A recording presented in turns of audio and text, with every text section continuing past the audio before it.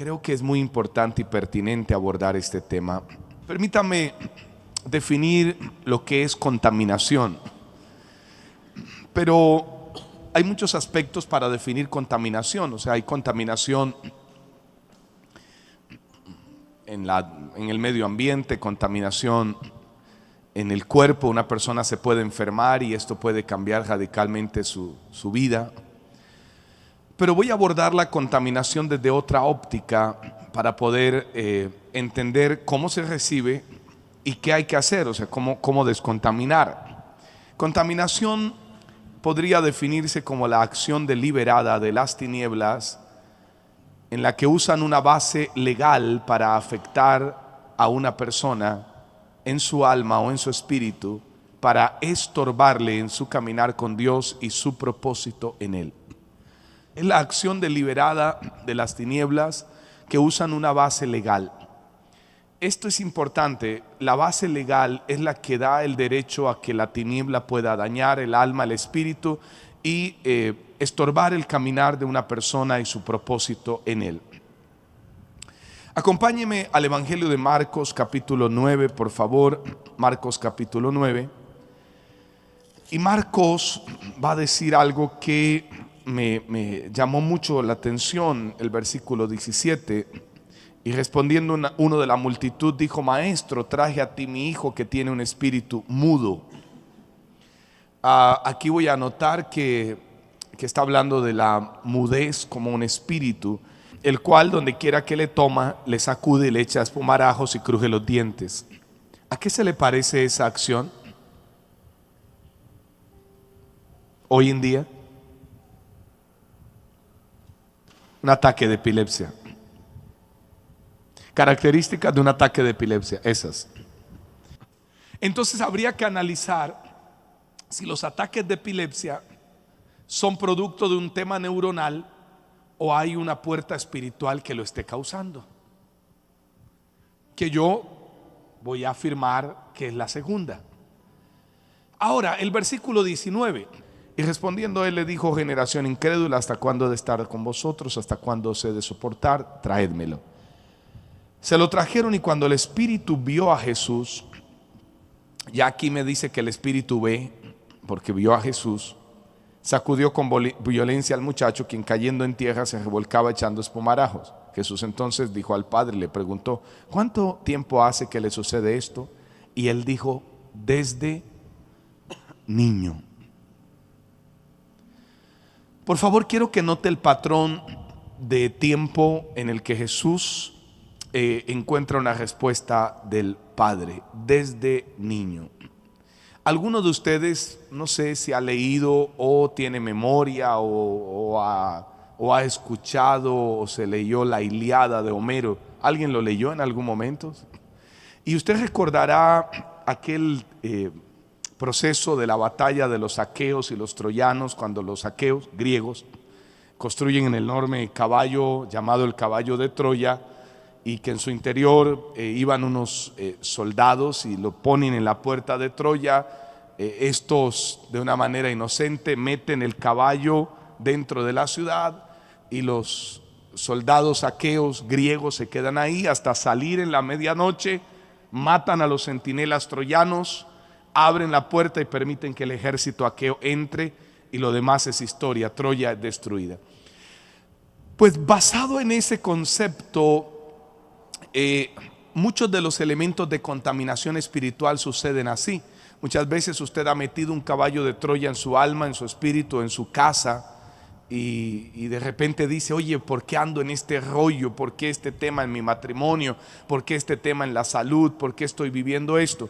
Pues vamos a tratar de descubrir hoy 4 aspectos del por qué suceden estas cosas. Segunda a los Corintios capítulo 4, por favor, versículo 4.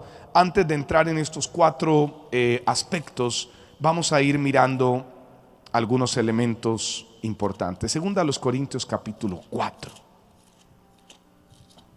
En los cuales el Dios de este siglo cegó el entendimiento de los incrédulos, para que no les resplandezca la luz del evangelio de la gloria de Dios, el cual es la imagen de Dios. La palabra imagen aquí es la palabra griega eikon. Y note esto: el Dios de este siglo le cegó el entendimiento. Yo no sé si usted se ha dado cuenta que hay personas con las cuales uno habla y parecería que no le entiende. Ahora no nos vayamos tan lejos. Seguramente le ha pasado a usted. En algún momento le ha pasado. A mí me ha pasado. Yo he hablado con pastores que les abordo un tema y me dicen, no te entiendo, ¿de qué me estás hablando? Hay momentos en los que el entendimiento puede ser embotado, y esa palabra embotado se usa una pinza, y es cuando el domador de águilas la toma, le pone una bota en la cabeza para que el águila no vea. Si no ve, no vuela. Es una forma de bota, o sea, invierta el pico del águila y usted va a ver que es una forma de bota. De ahí Pablo toma la palabra embotar, poner como una bota de cuero en la cabeza que va a impedir o cegar, impedir ver. Ahora, ¿cómo ocurre la contaminación? Primera de Pedro capítulo 5 versículo 8. Vamos en pantalla a Primera de Pedro 5, 8. Sed sobrios y velad, porque vuestro adversario, el diablo. Es importante entender que el diablo no es un título único. El diablo es un título. O sea, hay muchos diablos. Diablo es como Faraón. Faraón no era un título a un mandatario. Diablo es un título. Entonces podemos encontrarnos a muchos diablos. Eso es importante verlo. Porque vuestro adversario el diablo, como león rugiente, anda alrededor buscando a quien devorar. Nos hemos mucho detenido en la expresión anda como león, pero no es león. Pero pues seamos claros, pero anda como león buscando a quien devorar. O sea, el punto es que lo está haciendo. Hay un versículo en Eclesiastés capítulo 10, y me voy a permitir leerlo en la versión textual, la cuarta edición. Eclesiastés capítulo 10 verso 8. Y esta versión textual es muy explícita. El que cava un hoyo caerá en él, y el que rompe el cerco lo morderá una serpiente. A ver, vamos a trabajar en este versículo el día de hoy. El que cava un hoyo caerá en él, y el que rompe el cerco. Quiero que entienda que aquí hay varias expresiones para anotar. Uno, límites. En la vida hay límites. O sea, hay cercos, y los cercos son puestos.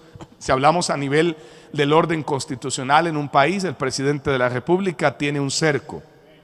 Él tiene un cerco, o sea, él no puede tomar decisiones absolutas. Él tiene un cerco, tiene un límite. El que cava un hoyo caerá en él. A ver, no hay nadie que haciendo un hoyo, consciente de que lo está cavando, no vaya a caer en él. A ver, hay procesos destructivos que van a ser el resultado del hoyo que la misma persona cavó. Y luego dice que el que rompe el cerco lo morderá una serpiente. El cerco tiene que ver con límites, pero el cerco también tiene que ver con una protección. El cerco puede ser roto deliberadamente por una acción del individuo, o el cerco puede ser roto por un trauma o por una iniquidad. Cerco como protección. Por ejemplo, los que juegan videojuegos, y valga la redundancia, violentos, donde uno de estos jugadores sale con una espada y sangre, este tipo de cosas causan traumas. Y la pregunta que yo me hago, ¿qué hace un hijo de Dios? Ahora, es importante entender esto. La contaminación quita la libertad para alcanzar nuestro destino en Dios. La contaminación quita la libertad para alcanzar nuestro destino en Dios. Hay cosas que te pueden contaminar, que te pueden llevar a actuar o, peor aún, dejar de actuar.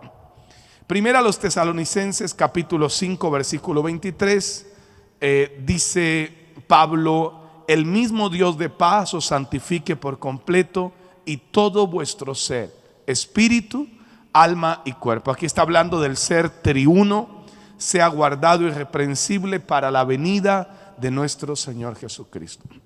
Ahora, el orden de Dios no es solo el alma, tampoco el espíritu y el cuerpo aislado. Está hablando de un perfecto alineamiento del ser. Hay 4, puede que haya 10, 20, 50 o 200, pero yo voy a abordar 4 vías de contaminación y le voy a pedir y sugerir que usted tome nota de estas 4 vías de contaminación que son determinantes. Número 1, la primera vía de contaminación es por práctica. Ahí la tiene en pantalla. Y si aparece práctica, ¿por qué aparece la mano? Porque es la acción. La mano está denotando acción. La mano está denotando que es usted el que lo hace. Hay contaminación por práctica. ¿Qué es esto? Hay un adagio antiguo que dice que la práctica hace, ¿cómo? Al maestro. Pues lo hace en lo bueno y también lo hace en lo malo. Cuando existen prácticas pecaminosas constantes, pecado sin arrepentimiento, lleva a un endurecimiento del corazón y se generan ataduras y se va perdiendo capacidad de decisión. Entonces cuando, usted peca y usted ya no se arrepiente, ya no dice Dios perdóname, ya no busca subsanar esto, y como consecuencia del proceso apartarse del pecado, usted va teniendo como un engrosamiento, como cuando alguien no practica un deporte, no come saludable, come grasas en exceso, va a empezar a haber un engrosamiento, va a empezar a haber en el cuerpo unas circunstancias que no están en el orden. Eso va a pasar en el mundo espiritual. Algún día yo mencionaba que algún tipo de indios en Norteamérica llamaban a esta pérdida de la conciencia, la veían como una estrella que cada vez que el hombre pecaba, la estrella giraba y punzaba, pero en la medida que el hombre seguía pecando, la estrella seguía girando y las puntas se iban desgastando hasta tal dimensión que ya no sentía ninguna incomodidad. Entonces, en la medida que alguien peca, esto lo incluye a usted, y usted no tiene un arrepentimiento de esto y se aparta, usted se va endureciendo. Y ya llega la expresión que yo he escuchado a lo largo de más de 30 años como pastor en esta vida apostólica, y es: ¿qué tiene de malo? Es una constante expresión. ¿Y eso qué tiene de malo? Entonces, las prácticas son la primera o el primer causal de una contaminación. Y esto tiene que ver también con las adicciones. Todo tipo de adicción, no solo adicciones a alcohol, a alucinógenos, también en el tema de la comida. O sea, una persona que no sabe responder a comer conforme Dios le está guiando a hacerlo, se puede convertir en una adicción. La televisión, la internet, un celular, esto se puede convertir en una adicción. Y mire lo que dice la escritura en 1 Corintios capítulo 6 y versículo 12. 1 Corintios 6, 12, por favor. Pablo dice: todas las cosas me son lícitas. Oye, pero tú no haces eso porque es que en tu iglesia te lo prohíben, y de paso me deja el problema a mí. Sí, porque parecería que usted no tiene la capacidad de decisión. ¿Y por qué no haces eso? Porque el apóstol me lo enseñó y yo no sé, siento como un peso, una carga en la espalda, y el asunto es que es su capacidad de decisión. Todas las cosas me son lícitas, mas no todas me convienen. Todas las cosas me son lícitas, pero yo no me voy a dejar dominar de ninguna de ellas. Ahora, para no dejarme dominar de ellas, tengo que empezar a no practicarlas. Si de repente usted tiene un tema con la crítica, usted es muy dado a criticar, pasa a alguien, se burla, se ríe, critica, habla, ya lo identificó, empiece a trabajar en esa área. ¿Estamos? Y ahora mire lo que dice 1 Corintios 10:23 en consonancia con esto. 10:23. Todo me es lícito, pero no todo conviene. Todo me es lícito, pero no todo edifica. ¿Estamos? La segunda causa de contaminación es por herencia. La primera es por práctica, la segunda es por herencia. Y ahí va a ver usted la flechita como de la continuación genética, como el ADN reproduciendo. Seguramente usted ha ido al médico. Yo he abordado el tema de la iniquidad durante la última década ampliamente, y quizá usted ha ido a una cita médica y le preguntan, ¿alguna persona en su casa ha sufrido de esto? En su casa hubo alguien. Y la pregunta es, ¿por qué el médico se lo pregunta? Porque quiere descubrir su línea genética, qué proceso hay, si hay un riesgo genético, si hay una predisposición genética. Sería iluso pensar que siendo seres espirituales, que tenemos una genética espiritual, no tuviéramos un ADN espiritual que nos ligara a maldiciones generacionales. Todos nacimos con maldiciones generacionales. Nacimos con bendiciones de padres, abuelos, bisabuelos, tatarabuelos, pero también nacimos con una serie de maldiciones propias, de batallas que usted ha luchado, que usted no las provocó. Éxodo capítulo 20, versículo 4 y versículo 5, por favor. Éxodo está hablando de los 10 mandamientos y mire lo que dice: no te harás imagen ni ninguna semejanza de lo que esté arriba en el cielo, ni abajo en la tierra, ni en las aguas debajo de la tierra. No te inclinarás a ellas ni las honrarás, porque yo soy Jehová tu Dios, fuerte, celoso, que visito la maldad de los padres sobre los hijos hasta unos 200 años. Y se lo explicaba así: el señor Alfonso vivió 90 años, tuvo un hijo, el hijo vivió otros 90, ya van 180. Y el hijo de don Alfonso I y don Alfonso II, don Alfonso III, vivió 85 años. ¿Cuántos van? ¿265? Ya van 265. Y el hijo de don Alfonso I, don Alfonso II, don Alfonso III, que ahora le llamaron Pancracio, vivió 95 años para cambiar la línea de Alfonso. ¿Cuántos años van? ¿260? 360, perdón. 360 años. Y nos damos cuenta que genéticamente puede alcanzarle una enfermedad, pero también genéticamente le puede alcanzar una maldición.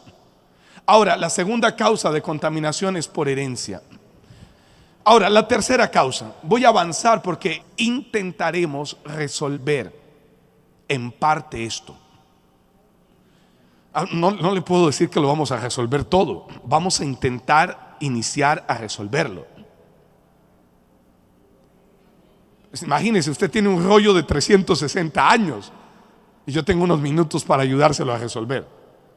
Entonces vamos a intentar resolverlo. El tercer causante o la tercera vía de contaminación es por trauma. Estas experiencias traumáticas que pueden causar miedo, temor, tristeza o desesperación. Y ahí va a aplicar este principio. Un trauma puede romper defensas debido a lo fuerte del evento. Ahí el enemigo aprovecha esta brecha para atacar y contaminar una vida. Tome nota de esto, es importante. Un trauma rompe defensas debido a lo fuerte del evento. Ahí el enemigo aprovecha esta brecha para atacar y contaminar una vida. Una vez más, un trauma rompe defensas debido a lo fuerte del evento. Ahí el enemigo aprovecha esta brecha para atacar y contaminar una vida. A ver, una persona tiene un trauma, no sé, tuvo un trauma con la pérdida de un ser y esto fue traumático. Porque de repente le despertaron en la madrugada y le sacudieron y le dijeron: mira, se murió fulano, y eso le causó un trauma. Eso empieza de repente, ese mismo día causa un trauma, al día siguiente parece que todo está normal, pero de repente desencadena unas crisis de ansiedad, un pánico, un terror. El trauma que puede tener, ahí es donde vienen en casa estos juegos malvados, donde personas se esconden en la casa. A algunos padres les gusta ponerse una sábana y salir en la noche y asustar a los niños. ¿Sabe que cuando usted hace eso, lo que está haciendo es rompiendo la barrera de defensas espirituales? Porque cuando usted trauma, y permítame conjugar así la palabra, cuando usted trauma a una persona por medio de una acción, usted le rompe la barrera de defensa. Cuando ese niño crece y es un adulto, ya ha perdido defensa. Entonces, asustar en casa, cuando alguien se esconde y sale ¡ah!, y el otro queda asustado, y peor si el señor tiene un problema ya a nivel cardiovascular y le da un preinfarto. Esos traumas están causando que usted pierda barreras de defensa. No, pero esos son juegos en la casa. No, no son juegos, son traumas. Los traumas con los que algunos quedaron porque de repente en la casa los asustaban y les decían: si bajas la nevera en la noche se convierte en un monstruo. Y sí, seguramente la nevera que usted tiene hace 25 años ya en la madrugada suena, pero no es un monstruo, es una nevera vieja. El tema es que lo dejaron con un trauma que usted de noche le da temor. A otros los golpearon tanto que les causaron un trauma. Algunos todavía ven esas sillas tejidas con esa, ¿cómo se llama? Esa fibra que los golpeaban con algo así, y la ven y todavía les causa un temor, y dice: cuando yo era niño. ¿Por qué los seres humanos tendemos a hablar mucho del pasado?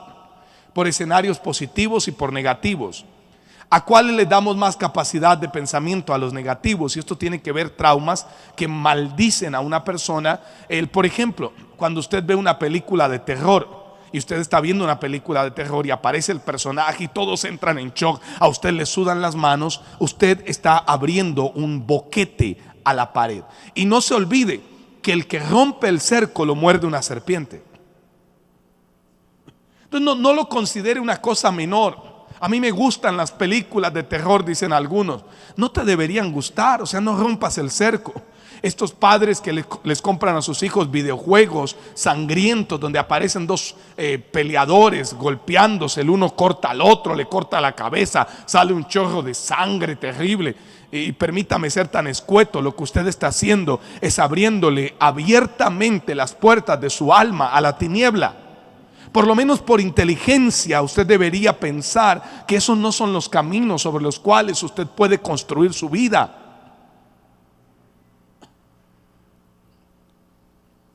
No crea que son menos destructivas las novelas estas venezolanas y mexicanas que algunas señoras ven,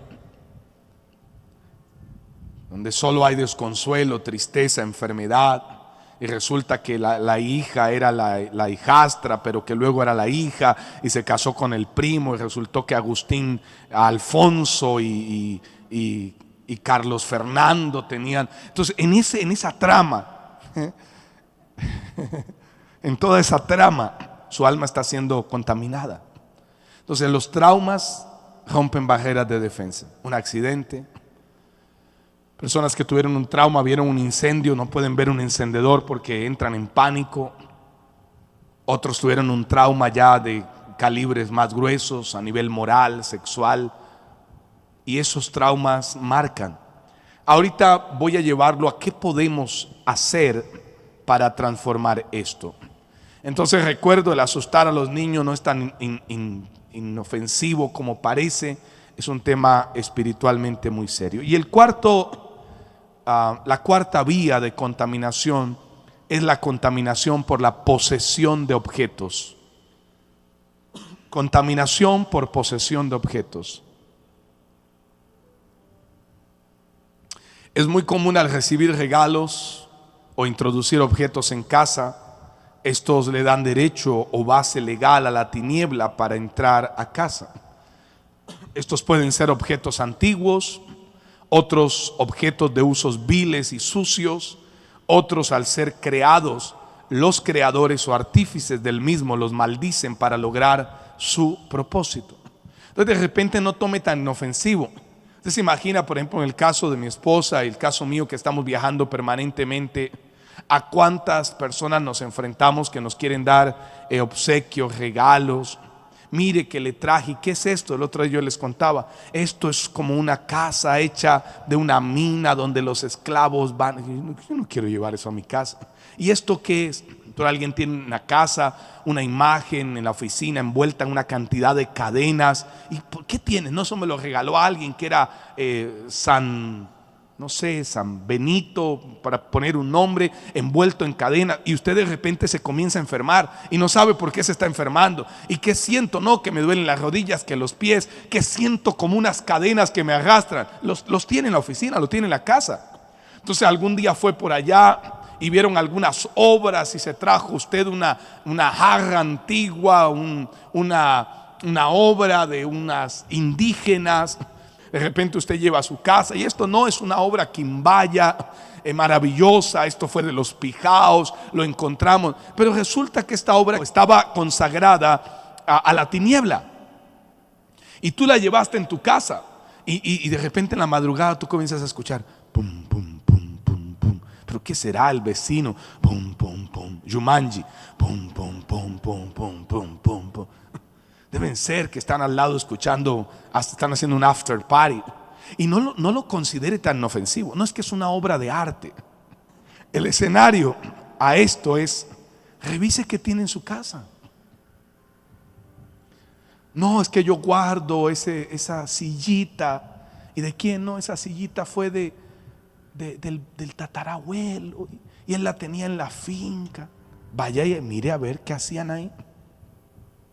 No, yo tengo un sable de la época de Bolívar pero ¿para qué lo tienes en la casa? O sea, piensa qué tienes y por qué lo tienes.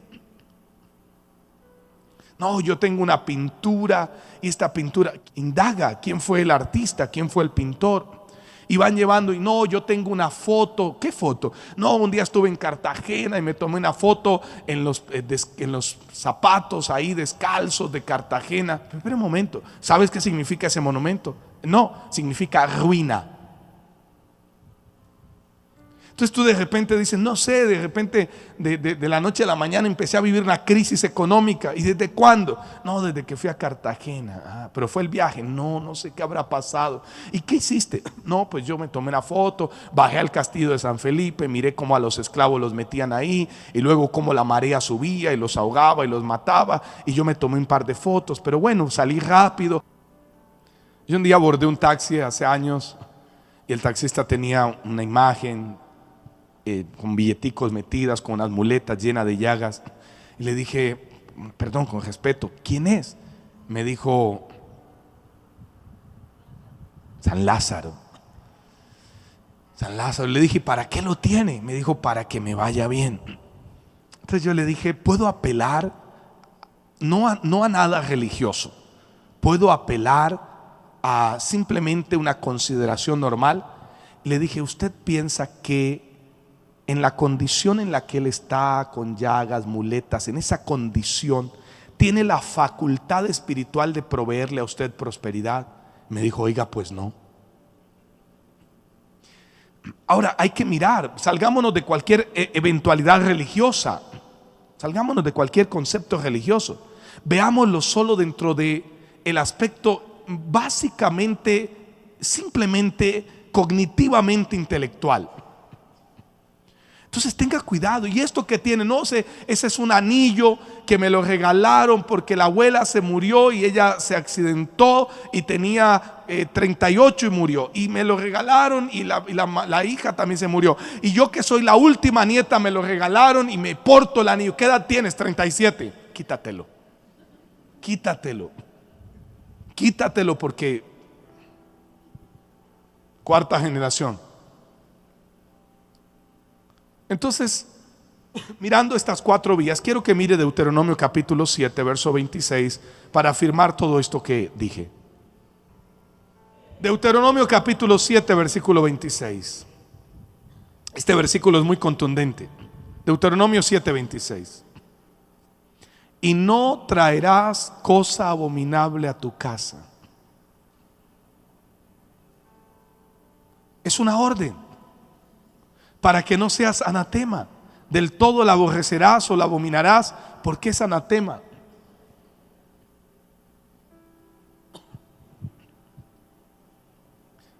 ¿Estamos? No, es que en el colegio dijeron que tenía que vestirse el niño y representar, ser un quimbaya y hacer y tomar unos huesos. Espere un momento. Enséñenle a sus niños a no tocarlo todo. Y usted acostúmbrese a no tocar las cosas. ¿Dónde estaba? No, en el parque del café, y caminé y hay unos huesos ahí. Yo toqué a ver si eran de verdad o no. No toque nada. O sea, es como esos letreros que dicen no tocar. No toque. Porque cuando usted toca cosas se está contaminando. Y los niños a veces son inquietos y ay, ¿qué es esto? Y no lo toques. Esos objetos contaminan. Mire lo que dice Deuteronomio al respecto, es maldito. Y Josué capítulo 6 verso 18 lo reafirma. Dice para vosotros, pero vosotros guardaos del anatema, ni toquéis. Levante la mano derecha así y diga, no se toca. No lo toque. No lo toque. No toméis alguna cosa de lo maldito, no sea que hagáis anatema en el campamento de Israel y lo turbéis. No lo toque. Hasta ahora he expuesto 4 vías de contaminación. Hasta ahora he expuesto escenarios que maldicen. ¿Cómo intentamos resolver esto? ¿Cómo intentamos hacer? Número 1, y voy tomando el orden de los puntos. Pedir perdón. Pedir perdón. Porque cuando pedimos perdón retomamos el control de nuestra voluntad y nos alineamos al Espíritu Santo. Padre, perdóname porque pequé, perdóname porque mentí. No crea que la mentira es cosa pequeña.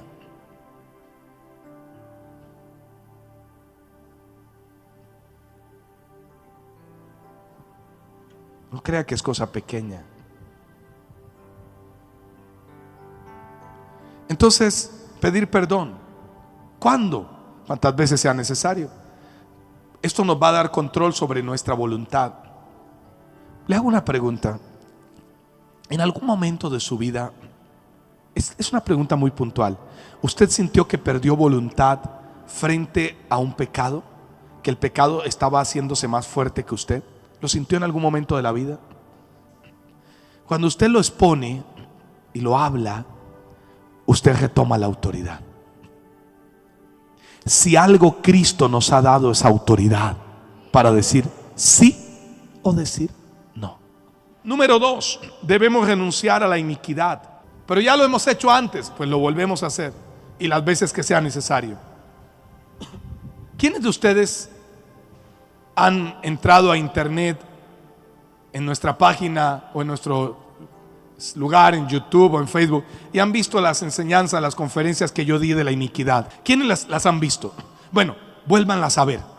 Les dejo por tarea que esta semana entre y véalas todas. Vuélvalas a ver. Vale la pena que lo haga. Vuélvalas a ver.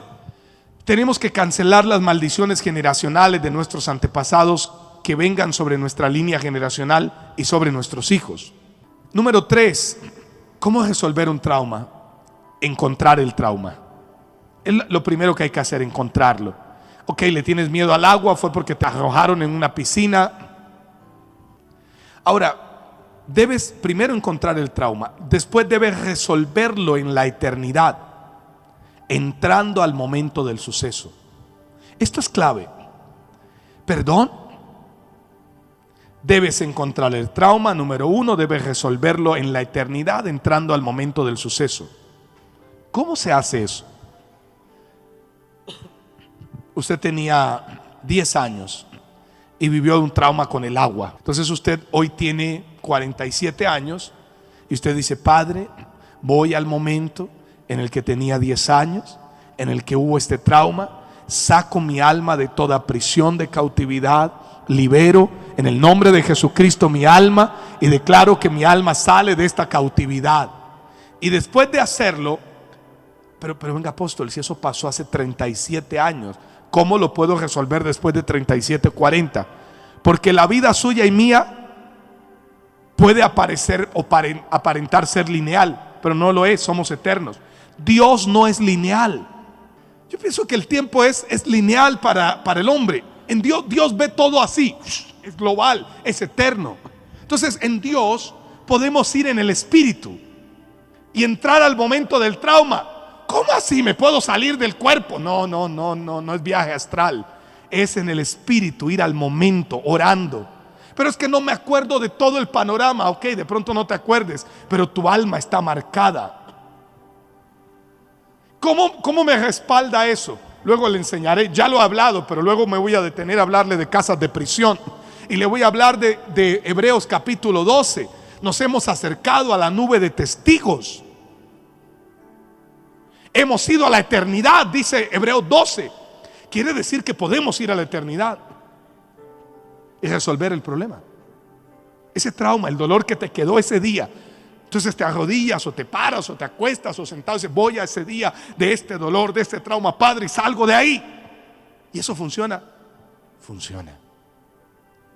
Y lo tercero que hacemos es afirmar verdades en lugar del trauma. ¿Cómo así? Ya vas a dejar de decir, yo le tengo miedo al agua. Ahora empiezas a decir, yo no le tengo temor. Cristo me hizo libre. No, apóstol, a mí me da susto abordar un bus. Ya no te va a dar temor. No, yo no puedo subir a un edificio alto y mirar las alturas. Ya afirma verdades. Deja de hablar lo que no es, afirma las verdades. Yo no le tengo temor a eso.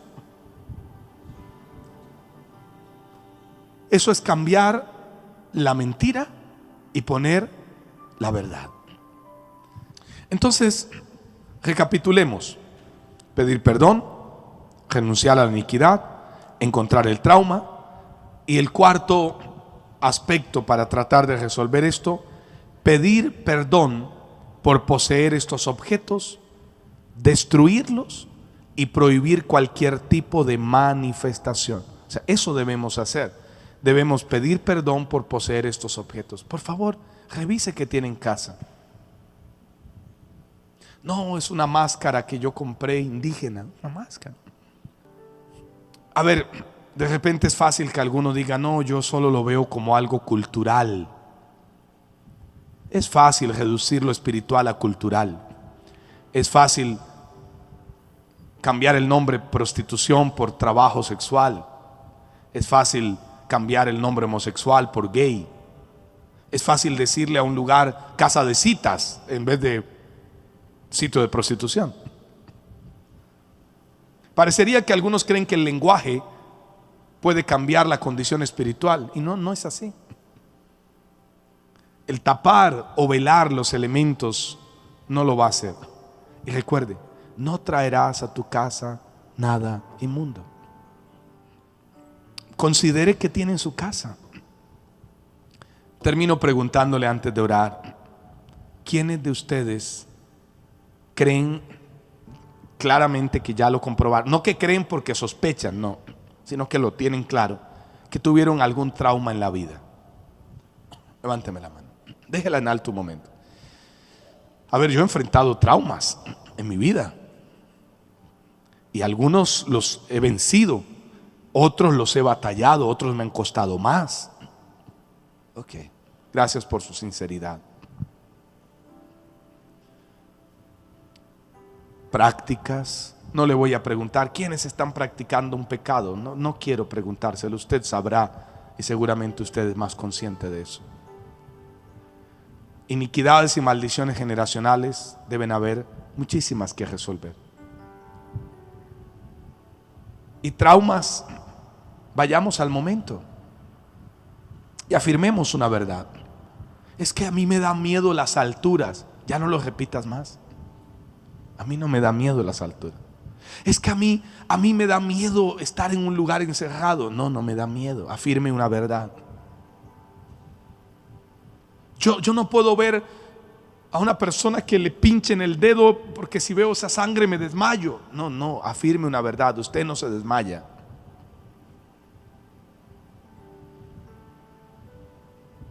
Son elementos en los que tú tienes que pelear con la verdad. ¿Por qué no aprendes a conducir? No, yo jovencito tuve un trauma y por eso no voy a conducir. Aprenda, conduzca. Usted no se puede quedar traumatizado el resto de la vida. ¿Puedes cerrar tus ojos, por favor? Yo te quiero guiar en esto para ayudarte. Si tú puedes levantar tus manos y decir: Padre, te pido perdón por practicar pecados.